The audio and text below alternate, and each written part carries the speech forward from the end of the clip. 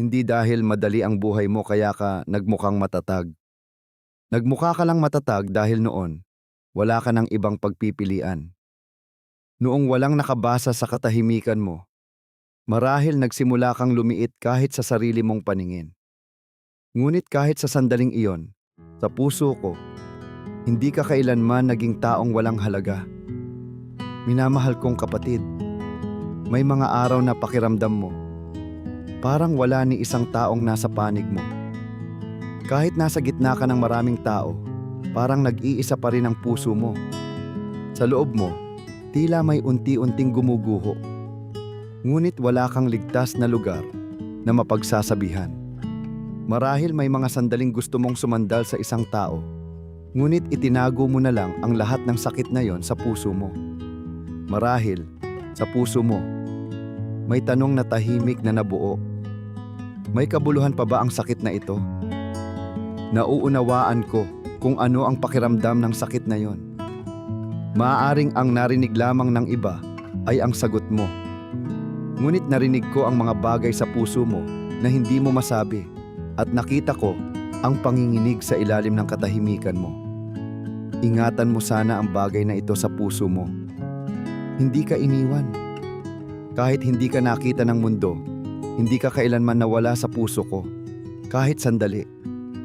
Hindi nagsimula ang halaga mo noong araw na may nakakita sa iyo.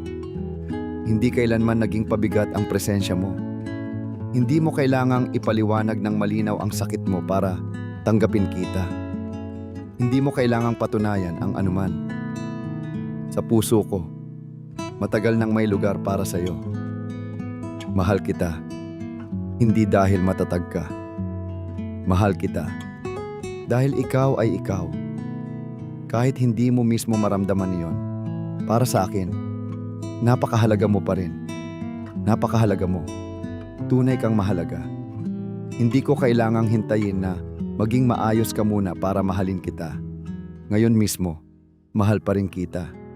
Noong iniisip mong wala nang nasa panig mo ako. At ngayon, narito ako, tahimik na nasa tabi mo. Hindi kita pagmamadaliin.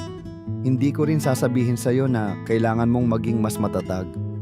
Kahit wala kang sagot, ayos lang. Kahit wala ka ng lakas, ayos lang. Kahit hindi mo na kayang magpanggap na matatag, ayos lang. Nakarating ka hanggang dito at nakita ko ang pagod na pinilit mong tiisin sa buong daan. Doon mismo, sa lugar kung saan hindi mo na alam kung paano ka patatayo, tinatanggap kita. Hindi ka ilalayo ng kahinaan mo sa pag-ibig ko. Hindi ka nag-iisa. Kahit wala kang mahanap na salita, nasa tabi mo ako. Hindi ako lalayo sa iyo dahil lamang sa sakit mo.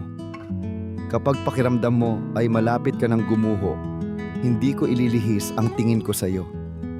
May isang pag-ibig na hindi ka kailanman iniwan. Tahimik na nasa tabi mo at hindi bumitaw sa kamay mo. Alalahanin mo sana, kahit noon, hindi ka nawala sa puso ko. Ang pangalan mo ay hindi kailanman nawala sa puso ko. Kahit doon sa mga mata ko, napakahalaga mo pa rin. Ang hindi pag-unawa ng iba sa iyo ay hindi nagpapaliit ng halaga mo sa puso ko. Minamahal kong kapatid, nawa ay umabot ang pag-ibig na ito sa pinakamalalim na bahagi ng puso mo. Hindi ko bibitawan ang kamay mo. Kahit wala ka nang mahawakan, ako pa rin ang hahawak sa iyo. Ano man ang mangyari, hindi kita iiwan. Kahit hindi mo makita ang daan sa unahan, nasa tabi mo ako. Mula kay Jesus, ang patuloy na nagmamahal sa iyo hanggang sa wakas.